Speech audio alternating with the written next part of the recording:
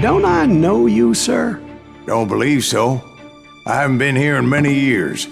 Name's Silas Greaves. Silas Greaves? The bounty hunter? Used to be. Ah, what are you doing here in Abilene? Just passing through. Got a little business to take care of. Well, sir, it would be an honor if you would allow me to buy you a beer. Hell, son, it would be my honor to drink it. I'm Molly. Howdy. I'm Dwight. That's Jack and Steve. Ben's behind the bar. Oh, I bet you got some great stories. A couple. Any of them true? Jack, be nice. A few. What about your shootout with Henry Plummer's gang in Bannock, Montana? Is that where you started as a bounty hunter? That's what it says in this here dime novel. Don't believe everything you read in them dime novels, boy. First man I hunted was back when I was riding with Billy the Kid. You knew Billy the Kid? Damn right. That scrawny son of a bitch had no fear. Wouldn't back down for nobody. I heard he collected the 10 stars off any crooked lawmen who crossed him. It was a war, boy. The Lincoln County War. And Billy promised his regulators would take the life of every bastard who helped bushwhack John Tunstall. Kid had a big chip on his shoulder and a hair-trigger temper. Made him dangerous as hell.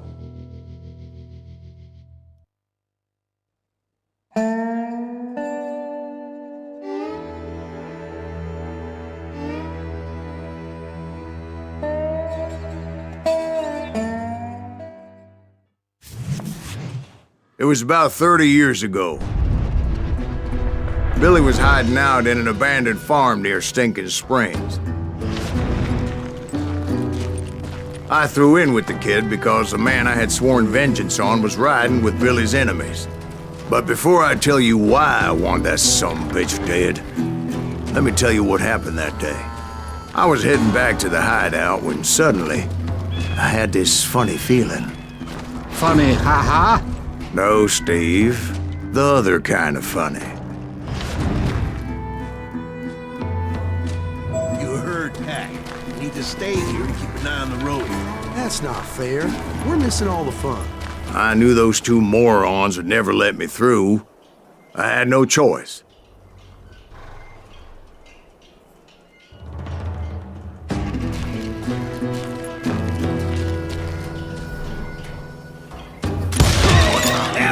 Shoot that sumbitch!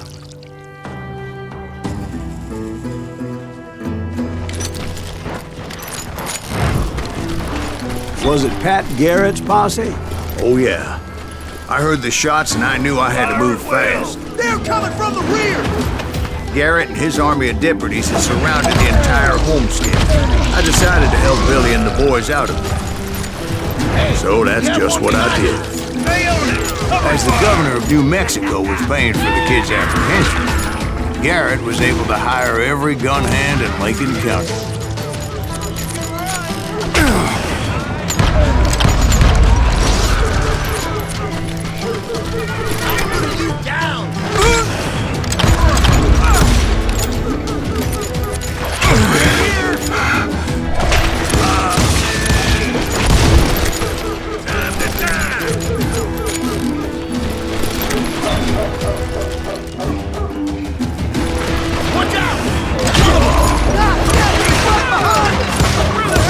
Garrett's men were running around like a bunch of chickens with their heads cut off. Some bitches running.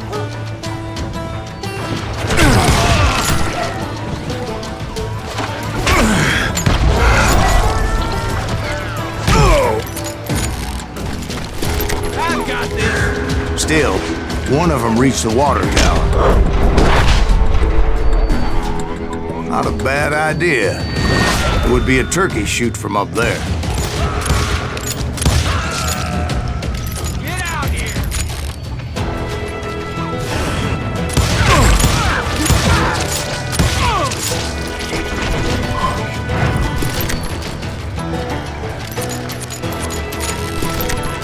Luckily, these shooters Garrett hired weren't the sharpest tools in the shed.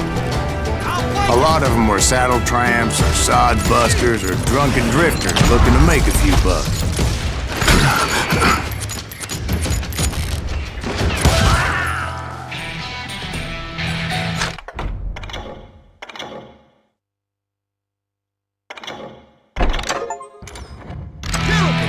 face! You got this! You hear me?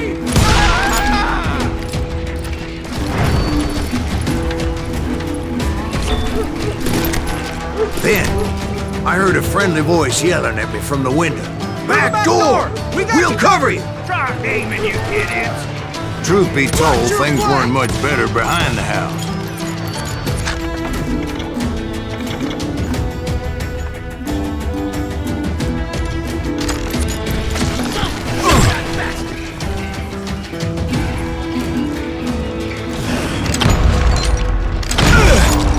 I cut their numbers in half, but that just made the ones that were left twice as mad.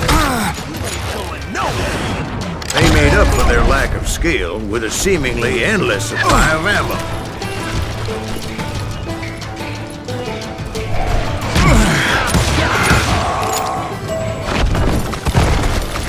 It was a bit of a slog, but I finally fought my way around the back of the house.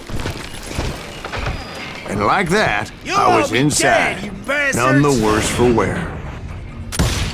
I passed Dirty Dave. And upstairs, I found Billy and Charlie Baldry.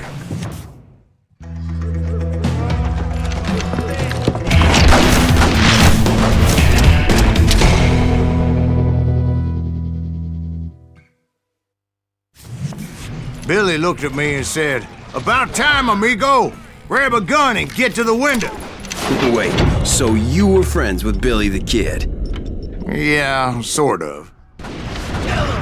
Anyway, we were surrounded by dozens of deputized shooters who wanted to do us harm. Let him get away with it! We'll afford $500! I'm telling you, Garrett's men were dropping like flies, but they just kept on coming. I think I got one! Where the hell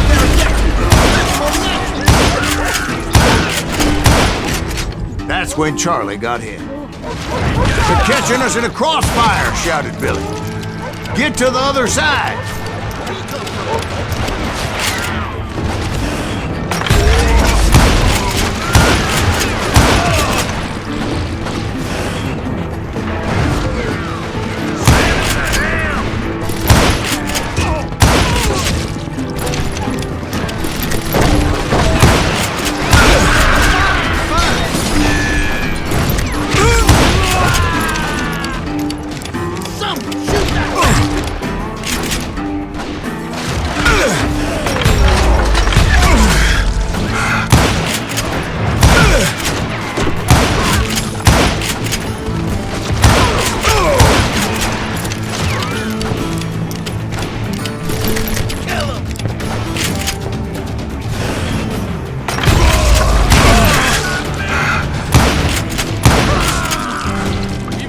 I don't know how many of those cocksuckers I personally put down, but it was pretty clear, even to Billy, that maybe discretion was the better part of valor.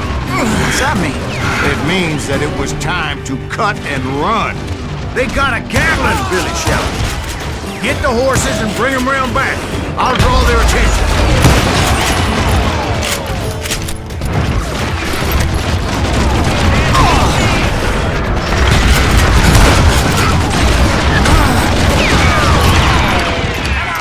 I said that it was time to cut and run.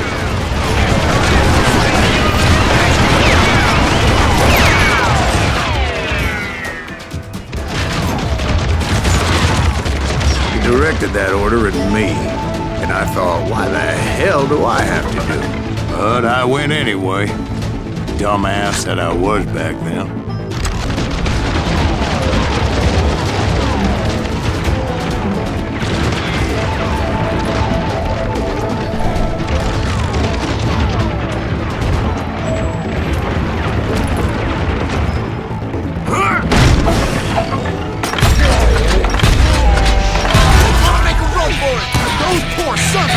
Many would have fled in my place. But I had that false sense of invincibility that many young men have. Like Jack here. What are you saying, old man? Jack, he's just joshing with you now. Yeah, he better be. Mr. Greaves, please continue. Please, call me Silas, ma'am. Now, where was I? You were heading for the barn. Fish!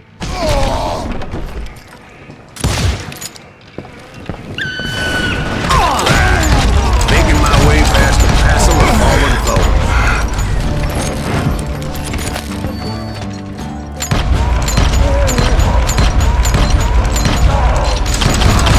Sounds like Garrett hired a whole regiment of hired guns.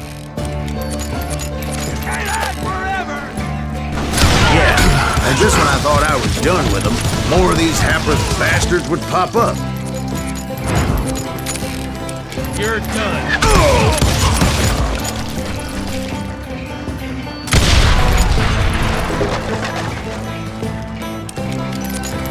Finally, I had the stables within my reach.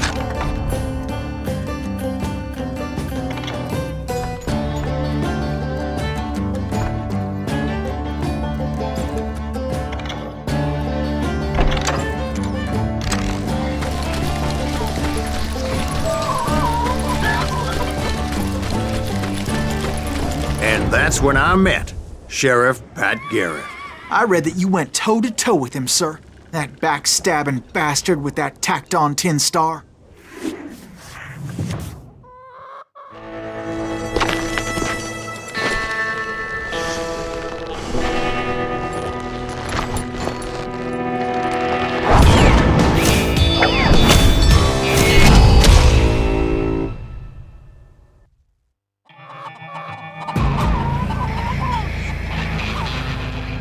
You challenged him to a showdown. You read that in a dime novel? It said he showed no fear as he took your measure with eyes like a rattlesnake.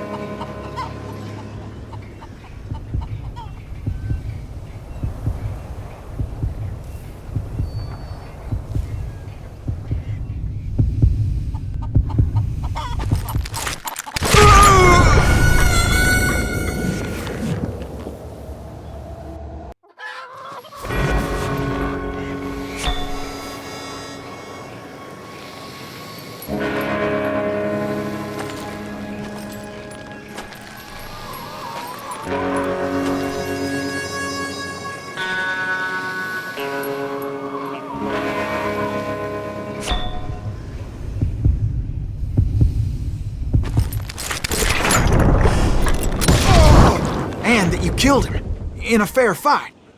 Is that what that penny dreadful said? No, boy. That ain't what I meant when I said I met Pat Garrett.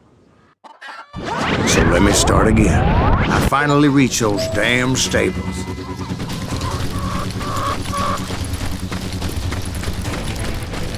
And stepped inside, and bam! Last thing I heard was Garrett's voice. That's not Billy. And go on, how did it end? And, boy, that was just the beginning.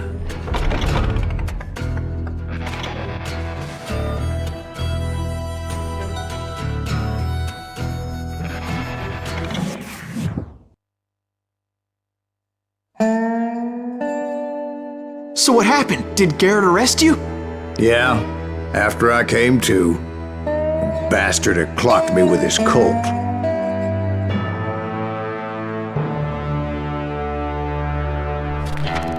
And the kid surrendered? When he realized there was no getting out of there alive. So they locked you up in Lincoln? Indeed they did. Sentenced me to hang right along with the kid.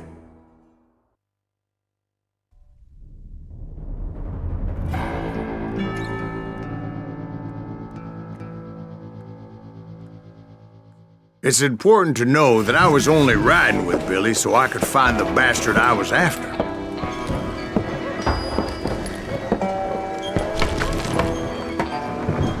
He was with John Kinney's gang, and they were sworn enemies of Billy's regulators. Why were you after him? I owed that son of a bitch a bullet for what he had done to me and mine. Instead, all I got for myself was a goddamn death sentence. Luckily, it was right around then that I heard Billy make his move. He shot Jim Bell and a few other guards as he made his getaway. Later, they wrote that some lady friend planted a pistol for him in the privy. What the papers didn't say is that Billy helped me escape, too.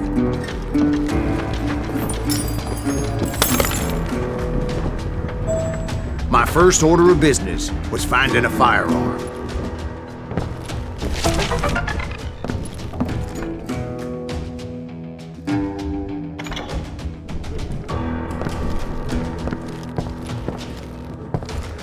Luckily, I located Deputy Bob Ollinger's mean-ass shotgun.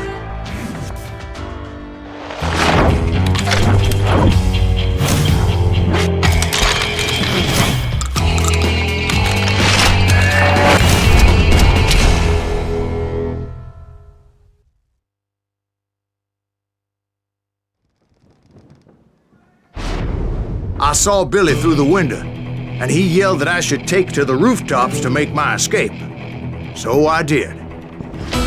Anybody see Billy? Man, son of a bitch, shot!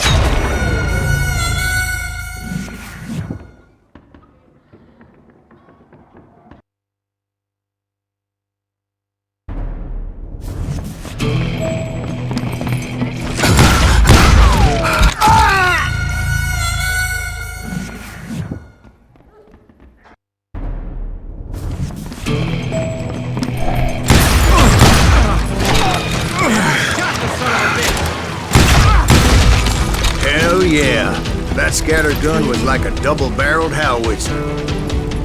It could blow a man clear off his feet. You hardly had to aim the thing.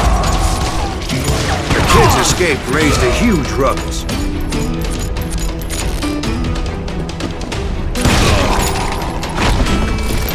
Guards were everywhere looking for him. Can't let the kid get away.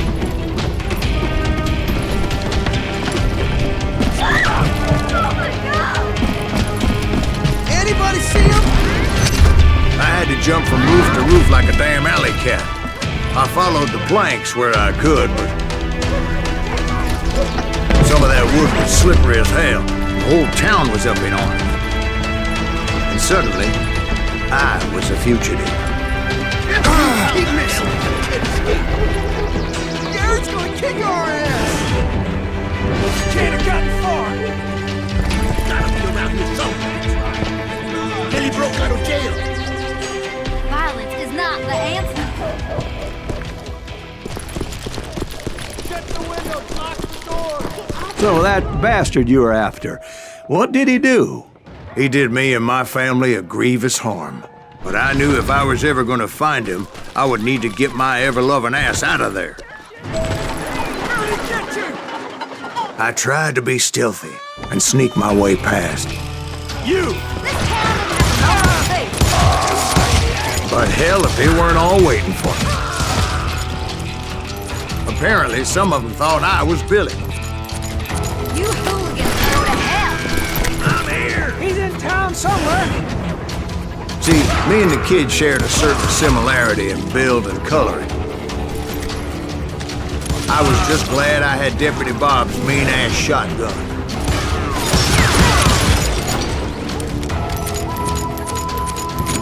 I'm into you! You're shooting him.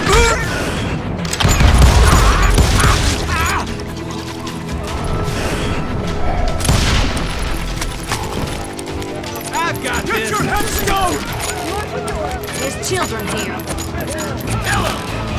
So much lead was whizzing by my head, it was like everyone in Lincoln wanted to put me in the ground. I knew I needed to find a horse. Though I never did have a great fondness for those four-legged grass eaters. Smelly, sweaty, ungrateful beasts. We prize them too high, if you ask me.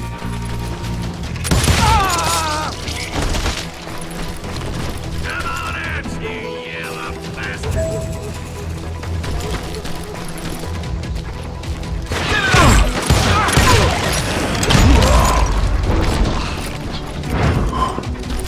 in the lives of innocent people.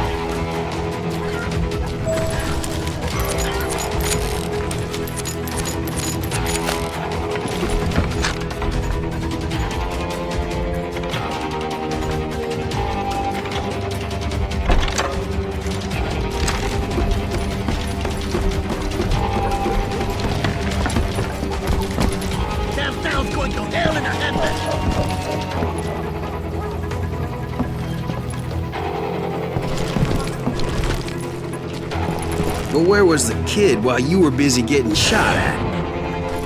Gone. And that's when it occurred to me why Billy set me free. Take it!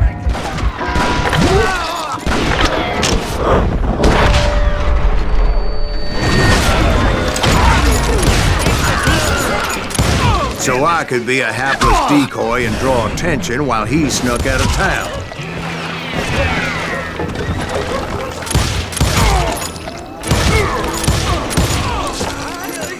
I knew if I made it out of there in one piece, no one would put a price on my head. Because everybody in Lincoln would be dead? No, because they all thought I was Billy.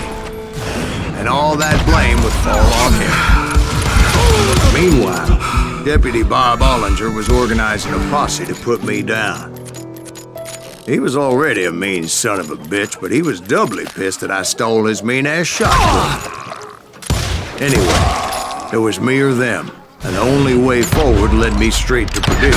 But the cards were dealt, and I had no choice but to play them. Get the women off the street! On yourselves!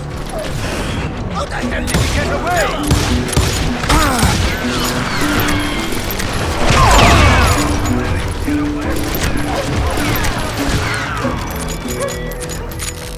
We can take him!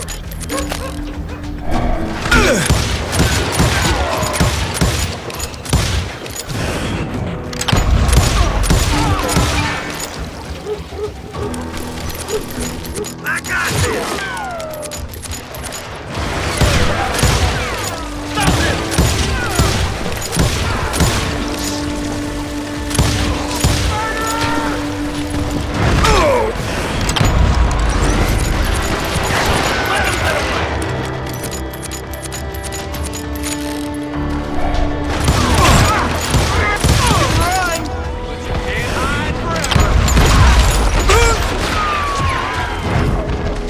We're gonna be in deep shit if that gets back.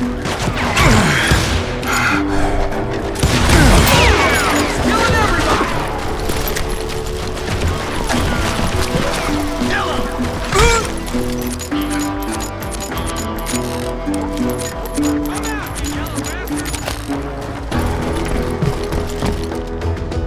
We can take him!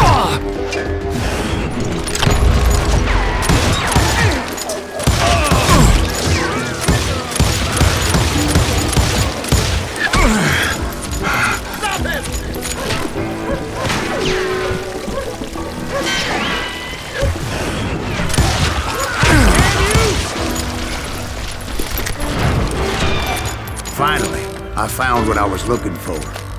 The stables on the edge of town.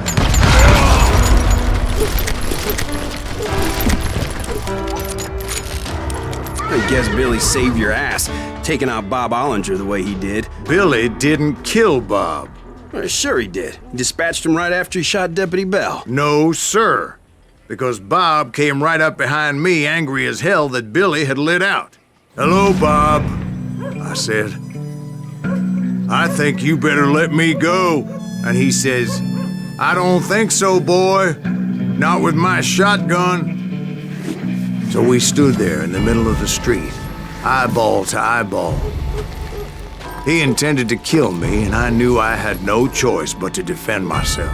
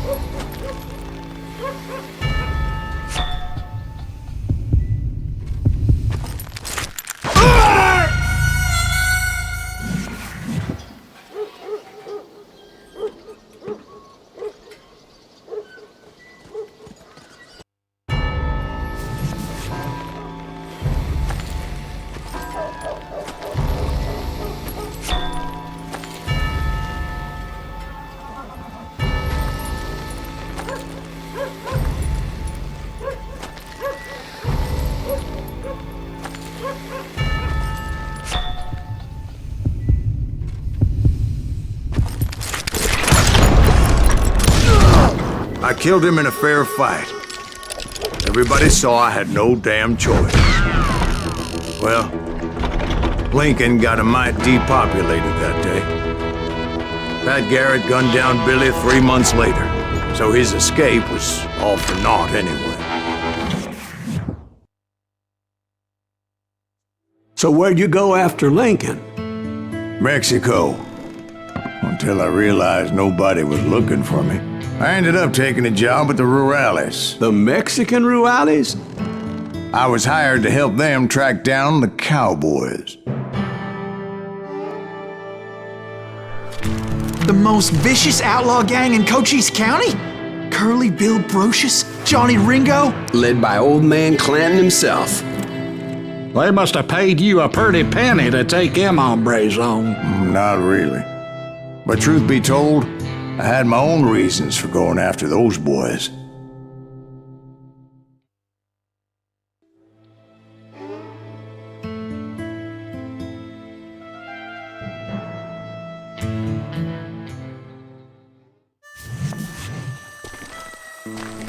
So was the bastard you were after now riding with the cowboys? Roscoe Bob Bryant was his name. Oh. But no, this time it was a different bastard I was after. The aforementioned Mr. Ringo. I came upon them robbing a stagecoach, which wasn't surprising, being they were such murderous thieves and bastards. The bandits wore red scarves, so I knew they worked for the old man. Over there! There! I did my best to help those poor passengers.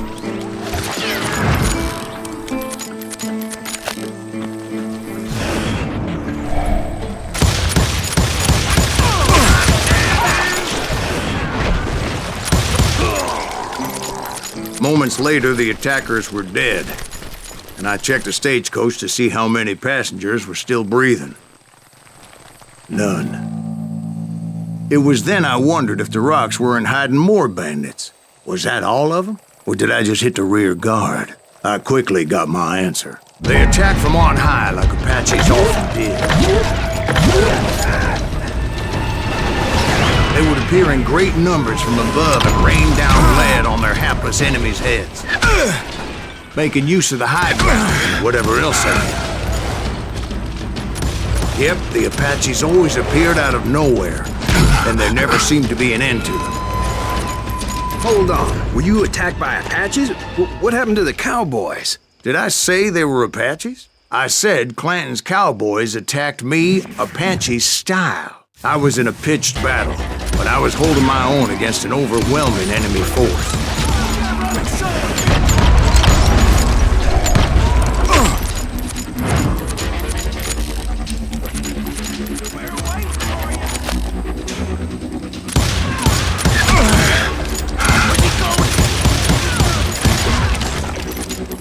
See, at the time, I was still pretty green and would often blunder into regrettable situations.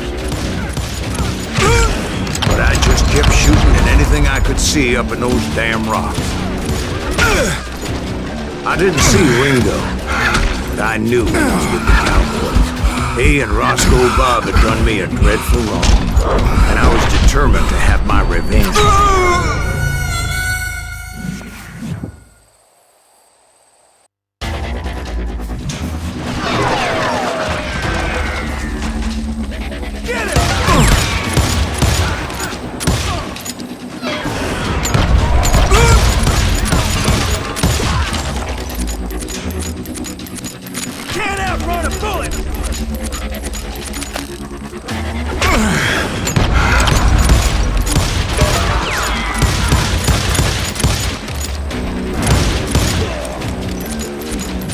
Shoot that running son of a bitch!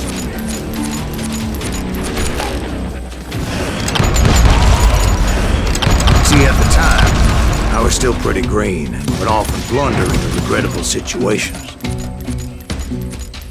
But I just kept shooting at anything I could see up in those damn rocks.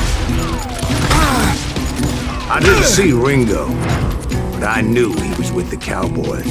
He and Roscoe Bob had done me a dreadful wrong, and I was determined to have my revenge. But to get to Ringo, I I knew I'd have to fight my way past these other assholes first.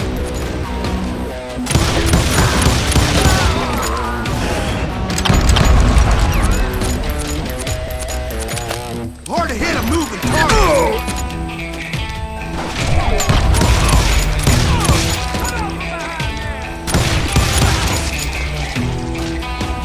Unfortunately, I was running out of ammo. Another perfect example of my relative inexperience as a hunter of men. I immediately knew that a tactical retreat was called for, as my vengeful fury was much less impressive without the bullets to back it up.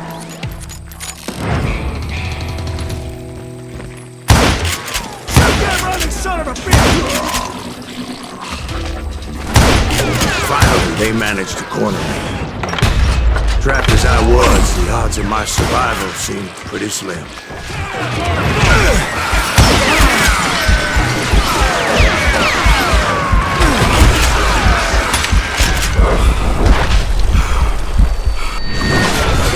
Luckily, serendipity was on my side as I suddenly spotted a way out of my predicament.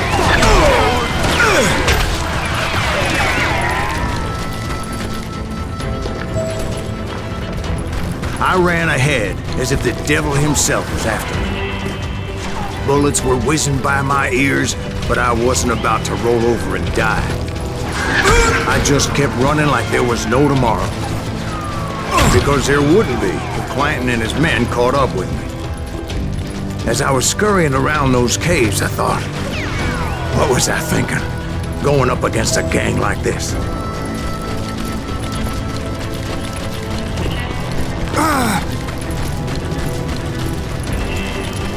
I just kept running, not knowing where the hell I was going.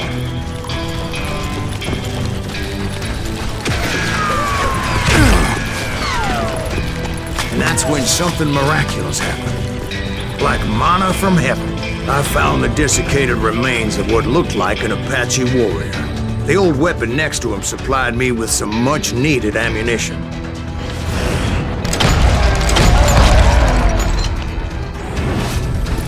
Bat Masterson once told me it was more important to be lucky than good, and he would know.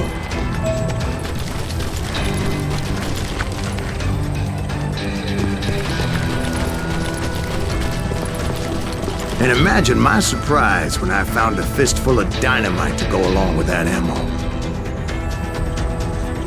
That stroke of good fortune evened the odds and bolstered my confidence. It was time to turn the tables. Time for the prey to become the predator. Time for the hunter to become the hunter. Time. All right, Jesus, we get it. They were right where you wanted. That's right, Jack. I was done running. And the old man's boys were not expecting that. No, sir.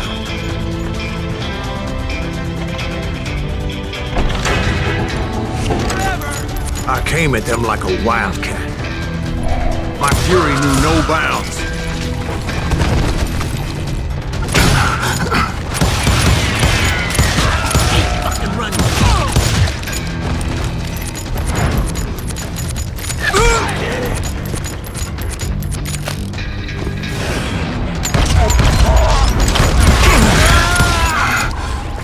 It was finally time for that old man to pay for his sins.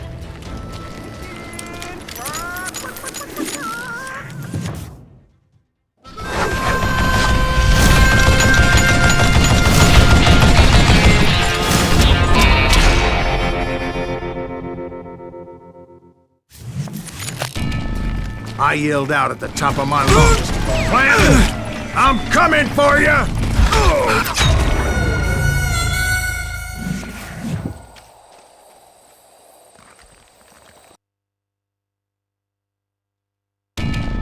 But I knew I could not let that deter me. Not if I was to find and kill Ringo. I needed to get that old man off that gun.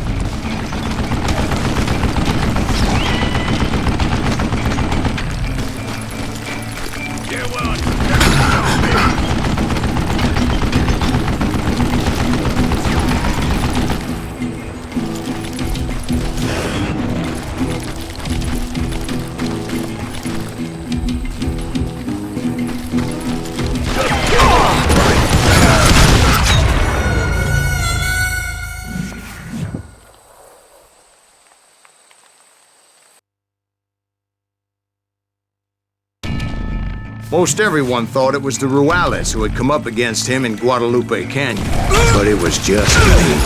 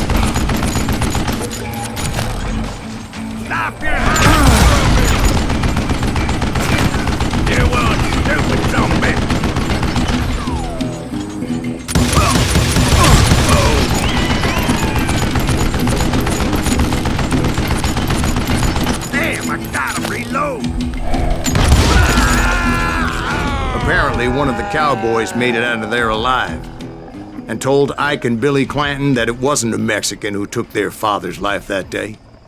They just assumed it was one of the Earps, and that little misunderstanding eventually led to that legendary gunfight at the OK Corral.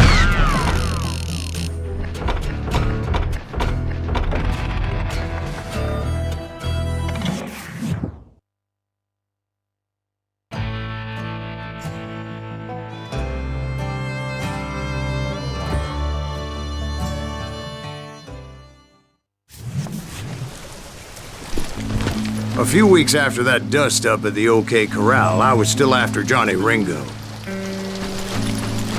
I had tracked him and the cowboys to their hideout at a sawmill, and they were loaded for bear. So, what exactly did Johnny Ringo do to piss you off?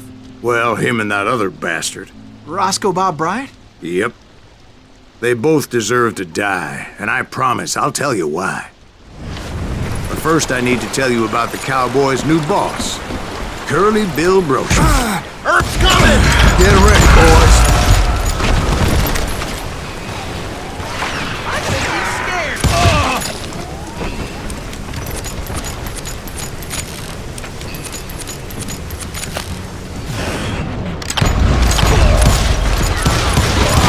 Curly Bill took charge of the cowboys upon the old man's demise. And after that gunfight at the OK Corral, the Clantons wanted revenge. Let him get away with that!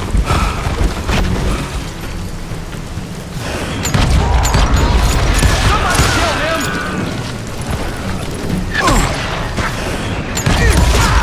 him! So they murdered Morgan Earp and grievously wounded his older brother, Virgil. Kill that dickweed!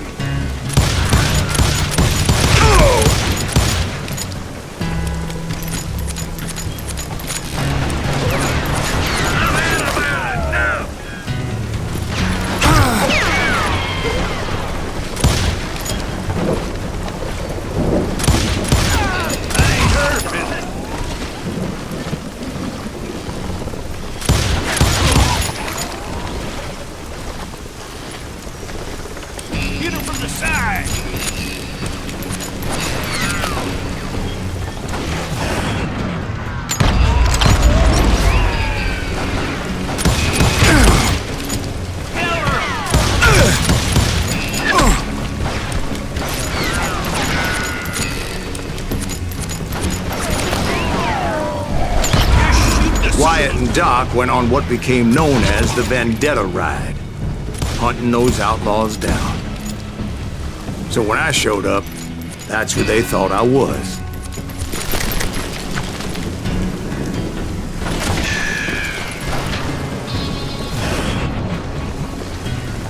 Murder!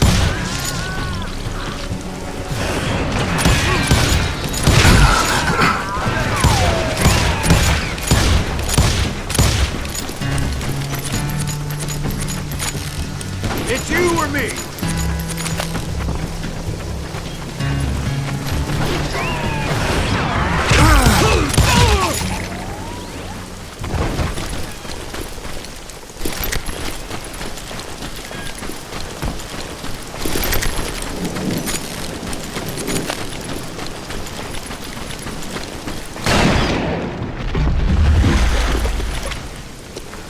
There were killers around every corner, all wearing red bandanas. That's how the cowboys identified each other, and I was beginning to wish I had one myself.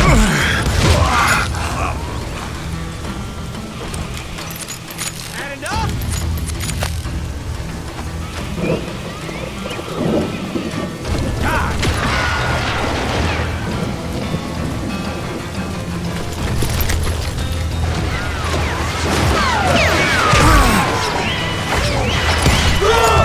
But I wasn't about to let Ringo walk away unscathed, and that's what drove me forward.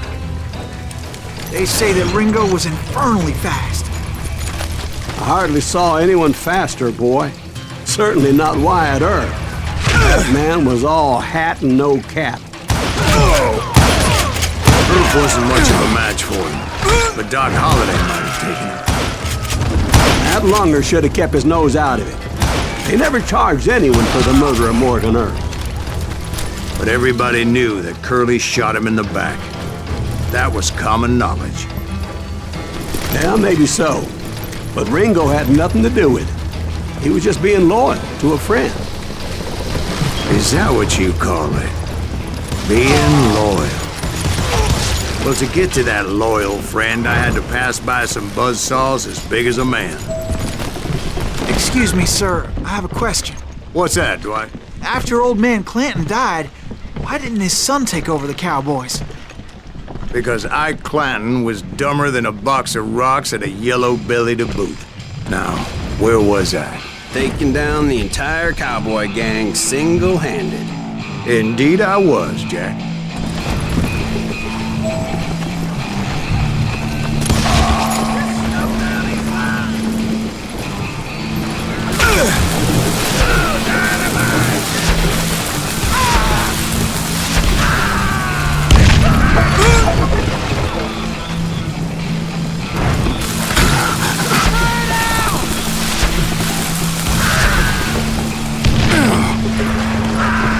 Though it wasn't easy, as those boys had good cover.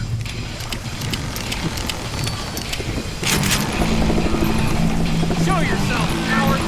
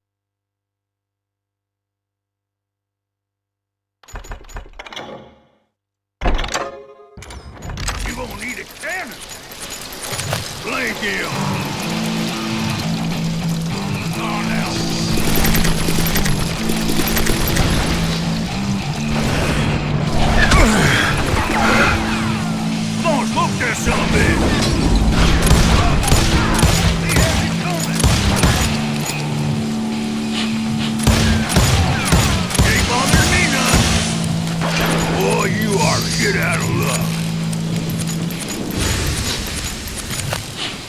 Face me, you coward! Get around corners!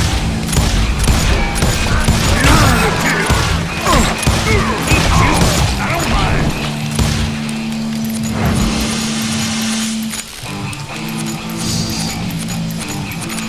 Now you're in trouble. Don't let that asshole get away with this!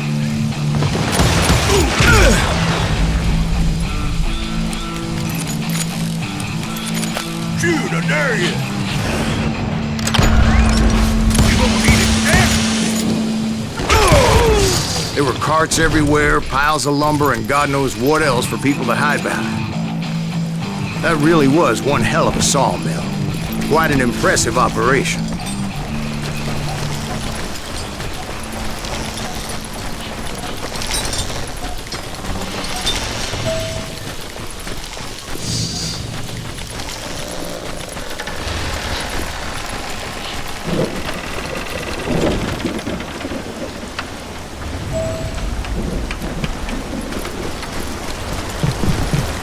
And where was Curly Bill? Did you see him?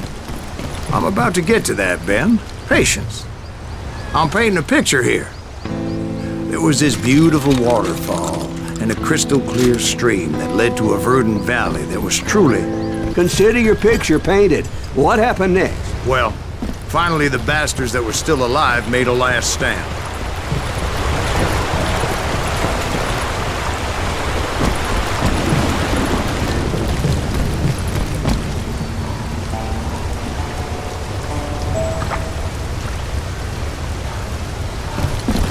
Curly Bill, Johnny Ringo, and his compadres took off into the lumber yard, and I followed after.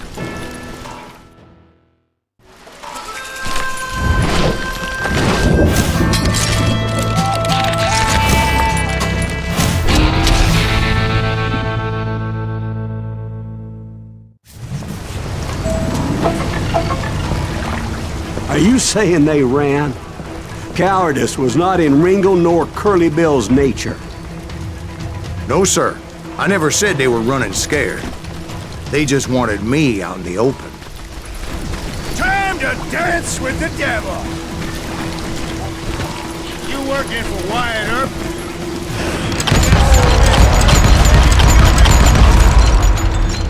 Come on! Kill that annoying son of a bitch!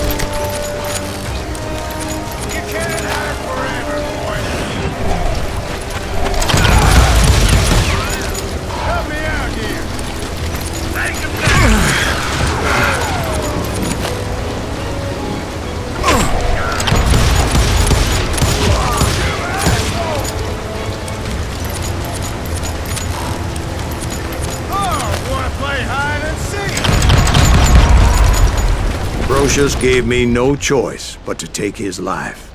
But Ringo was nowhere to be found. I knew you didn't kill Ringo, because he was found dead in a different location altogether. To this day, his killer is still unknown. Indeed.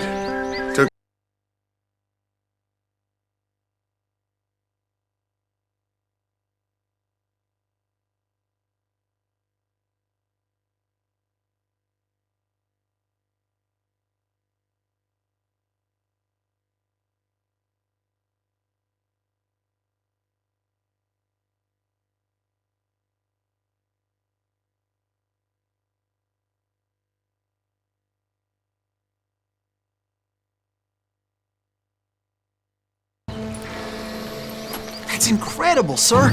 I always thought that Doc Holliday was the one that killed him.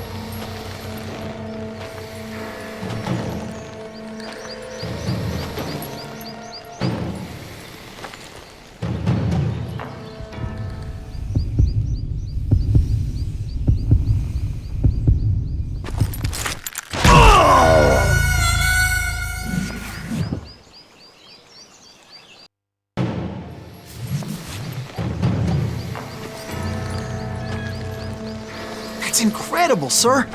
I always thought that Doc Holliday was the one that killed him.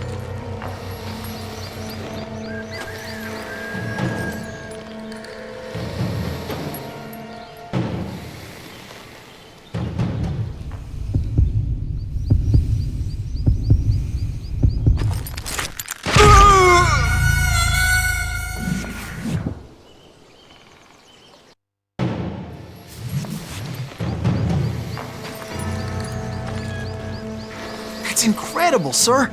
I always thought that Doc Holliday was the one that killed him.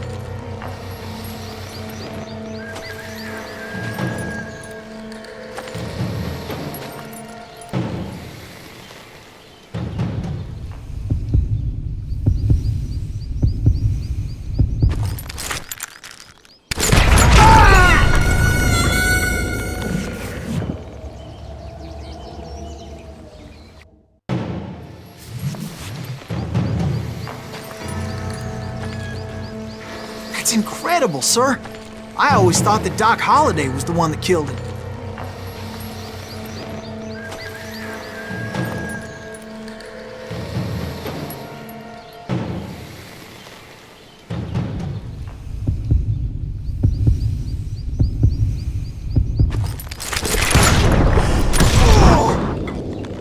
Sorry I had to ruin the legend for you, boy. But the legend ain't always true. Doc Holliday had no...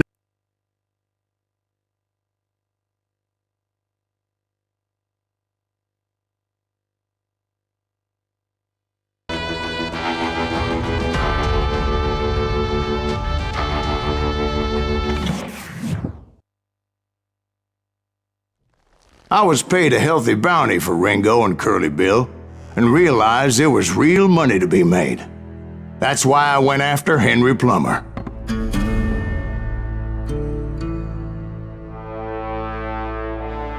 Now, wasn't he the sheriff who augmented his income by shaking down miners and robbing gold shipments? That's the one. Oh, yeah, I remember him.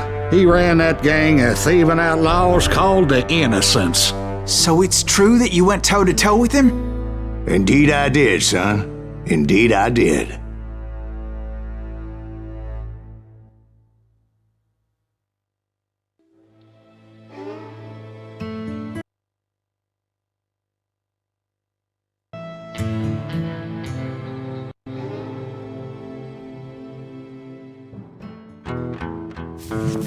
I knew I needed resources if I was going to track down Roscoe Bob Bryant. And hunting Plummer looked like a good way to get rich quick. As the local vigilantes exposed him as the leader of the bandits and put a generous price on his head. Plummer rallied his gang to plunder one last gold mine before making their escape. And that's where I thought I'd find him. Barrels of gunpowder. Why would you be nervous? No one has the cojones to come after us. As long as you don't light up a cigar, we're fine. Besides, George is up there on the rocks with that rifle of his. Nothing gets past him.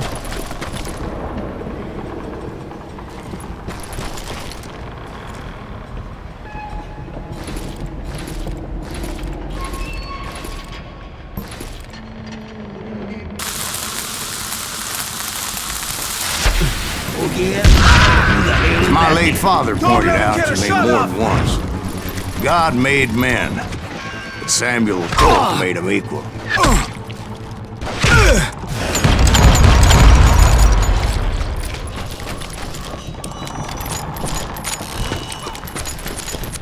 I knew that dynamite wasn't mine, so I decided the polite thing would be to return it.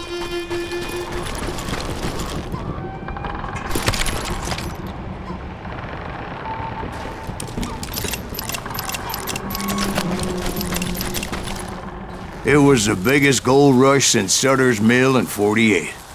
Unfortunately, prospectors weren't the only ones drawn to those riches. There were thieves and killers, robbing travelers and hijacking gold shipments.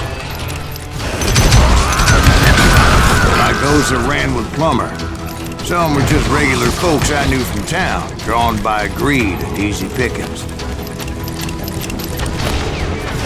Charlie Crow, blacksmith. James, who worked in the stable. Plummer had a lot of men on his payroll.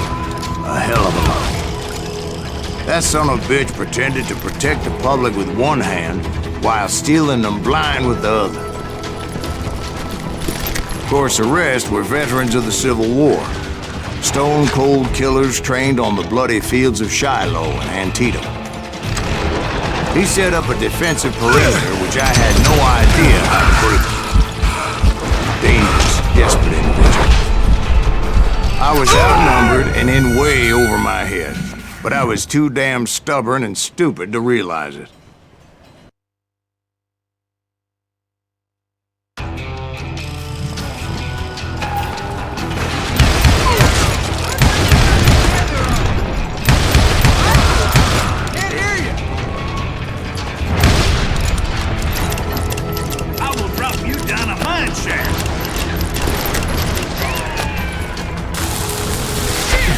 If Daddy had lived to see Alfred Nobel's explosive invention, my guess is he would have told Samuel Colt to kiss his ass.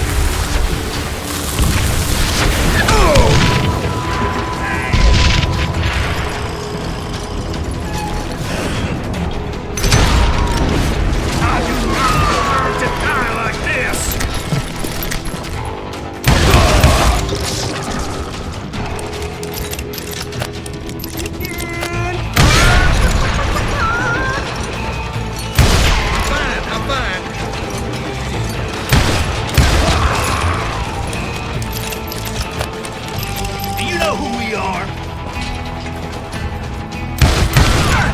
Must have thought I was touched.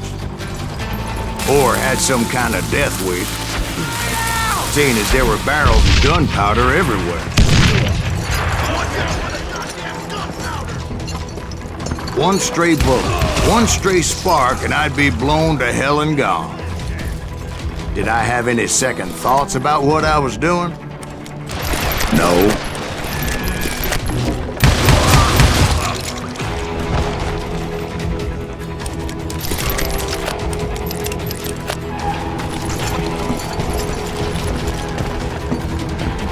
I thought I was some kind of hero.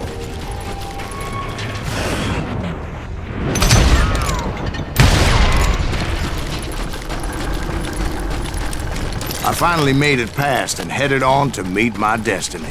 But first, I had something I needed to figure out. I had a few ideas on how to get into that mine, but once I made my decision, I knew there was no turning back. So my first thought was to enter the nearest mine portal. I saw an entrance. Made sense.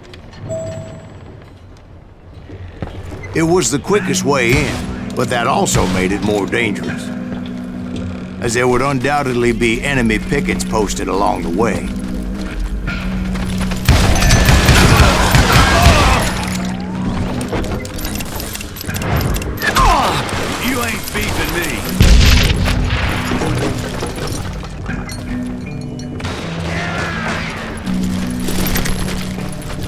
Besides, once you enter a mine like that, it's easy to get all turned around. Some of those shafts could be as deep as hell.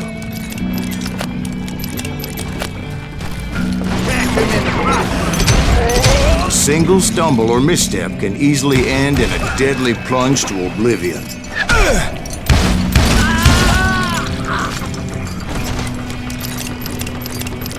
I've got this.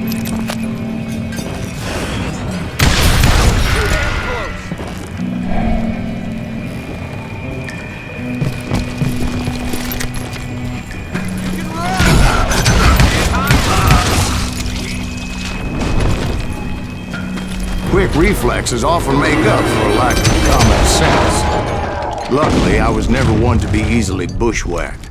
I would just need to be careful not to blow myself to kingdom. All it takes is one tiny spark, and boom. Get him! You must be about out of bullets.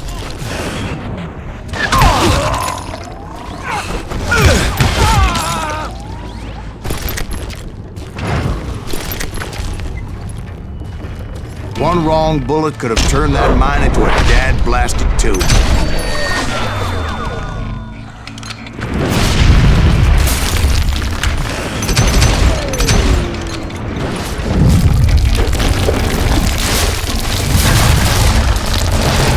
I freely admit that my plan of attack was not just moronic, but clearly insane.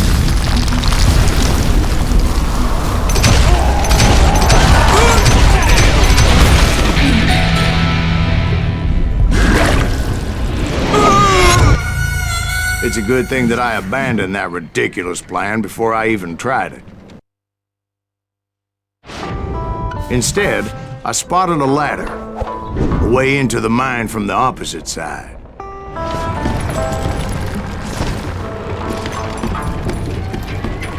It was a long way around, but that approach seemed more sensible at the time. Of course, being I had a problem with heights, that scaffolding scared the bejesus out of me. Climbing down that ladder required some caution, because even though I had a younger man's reflexes, no man can dodge a damn bullet while climbing down a rickety ladder. I needed to make a leap of faith, which ain't easy when you're suspended between heaven and hell.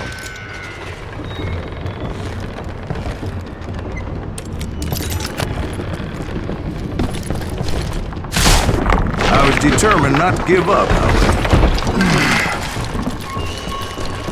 As Sheriff Plummer seemed quite the despicable character. When the vigilantes discovered what the sheriff was up to, people were outraged. That 10,000 they put on his head would go a long way to helping me find old Bob.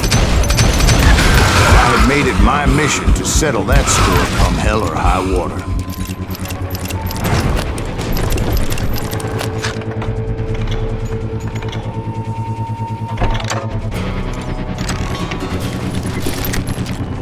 But first, I would have to make a choice. Take the elevator or climb the ladder. I picked the more convenient and more dangerous route.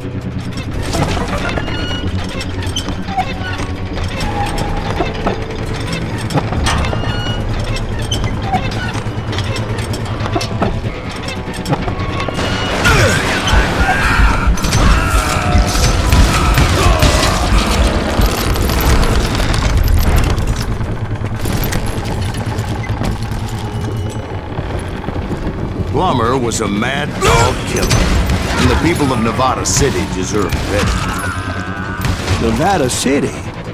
Well, I thought Plummer met his maker in Bannock, Montana.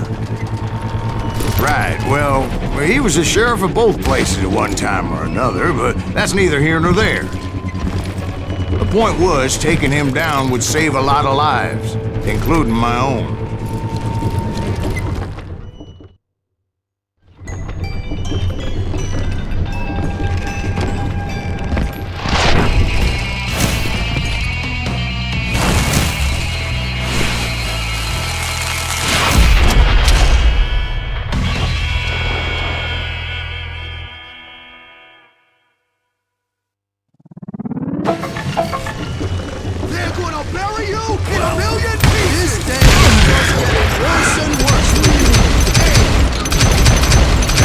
Plummer was clearly unhinged, and I could see right away that this was going to take some doing.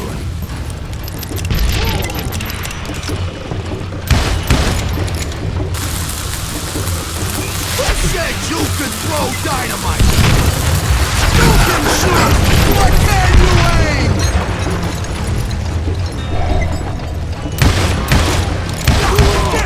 I need some help here! Come on, boys! Take this cocksucker out!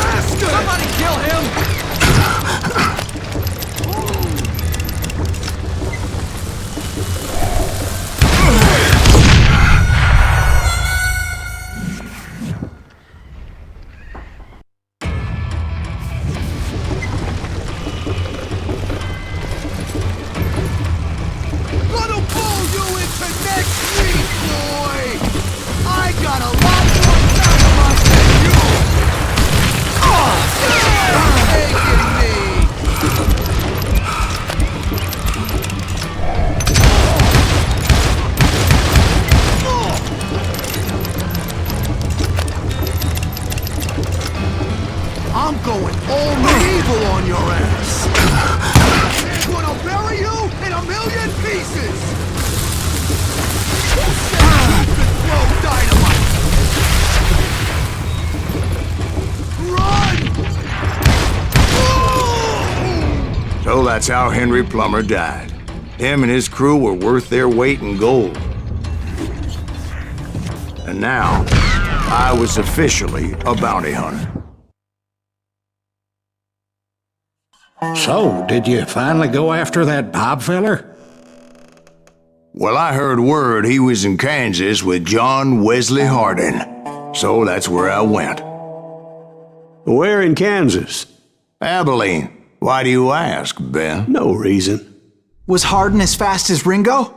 Ringo was fast, but John Wesley was as fast as the devil himself.